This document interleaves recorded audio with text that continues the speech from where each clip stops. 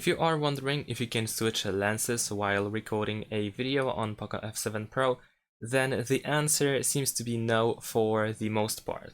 What I mean by that is that, for example, if we use 1080 resolution with 30 frames per second, then while recording a video we can switch from the ultra wide to the normal wide angle camera. And this seems to be the only option to switch lenses. Of course, we can keep zooming in, etc. And I'm not sure if we are actually switching the lenses, because we can use up to 15 zoom in, that specific resolution and frame rate.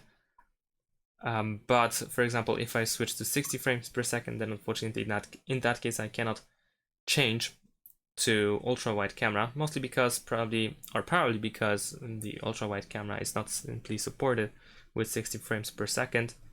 And in this case we can zoom in 2 times 6, so I guess we are limited if we use a higher resolution or higher frame rate, or any frame rate and resolution different than 1080 30 FPS.